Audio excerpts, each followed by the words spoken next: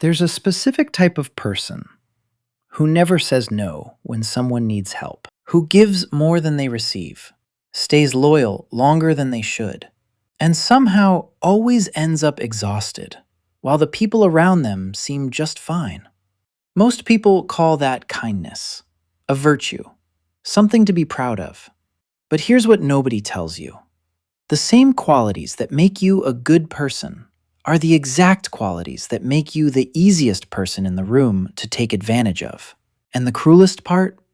You already sensed it. You've felt that quiet drain after giving someone everything and getting back almost nothing. You've stayed silent when you should have spoken. You've made excuses for people who never once made one for you. This isn't a coincidence, and it's not bad luck. There is a very specific psychological reason why good people carry the heaviest weight. And today, we're going to name it, understand it, and most importantly, end it. Psychologists who study pro-social behavior, the science of why humans help others, have identified a pattern they call the exploitation of agreeableness. A landmark study from the University of Notre Dame found that highly agreeable individuals, people who score high on empathy, cooperation, and selflessness, earn measurably less, give significantly more, and are consistently rated as easy to approach by people with manipulative tendencies. The researchers didn't frame agreeableness as a flaw, but they were clear about one thing. Without boundaries, it becomes an open door. Here's something most people never realize. You don't get taken advantage of by accident. You get taken advantage of because somewhere along the way, you learned that your worth is tied to what you do for others. Psychologists call this the fawn response, a survival pattern often rooted in childhood, where keeping others happy felt like keeping yourself safe.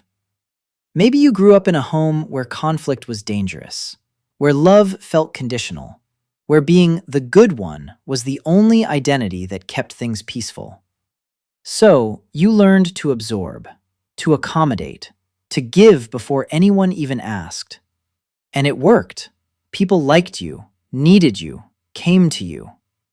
The problem is, you never got to turn it off. Picture this. Someone at work asks you to cover for them, again.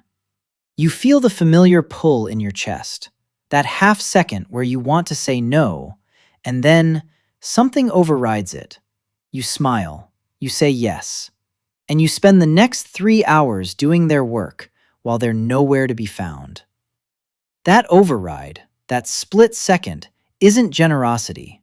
That's a conditioned response, a trained reflex that was never yours to begin with. When was the last time you said yes to something and felt genuinely good about it, rather than just relieved that the discomfort of saying no was over? It would be easier if manipulative people were obvious, if they announced themselves. But they don't, and here's why they find you so reliably. People with exploitative tendencies are, whether consciously or not, remarkable at detecting something researchers call low boundary signaling. The way you listen without interrupting, the way you apologize, even when you're not wrong, the way your face shows discomfort, but your mouth says, it's fine. These are not character flaws, but to someone scanning a room for the path of least resistance, they read like a green light. There's a name for this dynamic in psychology. It's called the niceness trap. The trap isn't that you're too kind. The trap is that your kindness comes without conditions.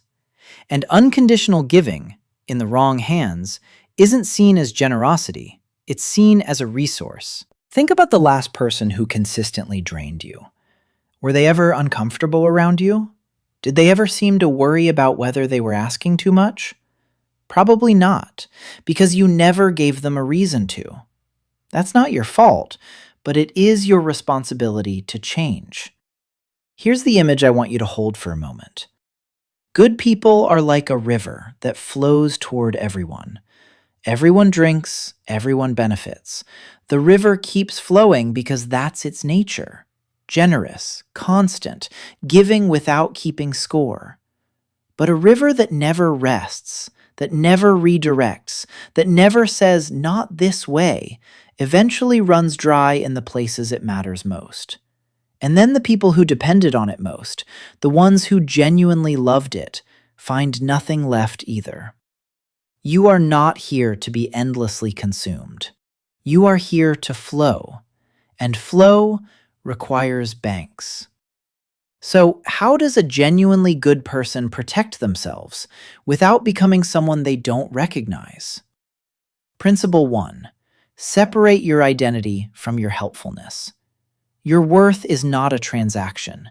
You do not earn your place in relationships by being useful. The moment you feel like you have to help to be loved, that's not love, that's leverage. Start noticing which relationships feel reciprocal and which ones only feel warm when you're giving something. Principle 2. Let discomfort speak before your mouth does. That half-second feeling you override when you want to say no, stop overriding it. Let it speak. You don't owe anyone an instant yes. A simple, let me think about that, is not rudeness. It's the first sentence of a boundary. Practice saying it until the guilt shrinks, because it will shrink. Principle 3. Audit your relationships like your bank account, not with resentment, but with honesty. If you looked at the last 6 months of any relationship and tracked the giving and receiving, energy, time, emotional support, what would the balance look like? This isn't about keeping score forever.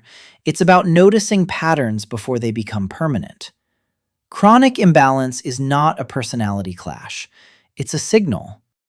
Of the 3 patterns we explored today, the conditioned yes, the green light you unknowingly signal, or the relationships that only feel warm when you're giving, which one hit closest to home for you? Tell me in the comments. I read them. If this video gave language to something you felt for a long time but couldn't quite name, that's exactly what this channel is here for.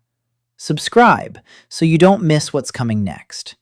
And if someone in your life needs to hear this today, send it to them.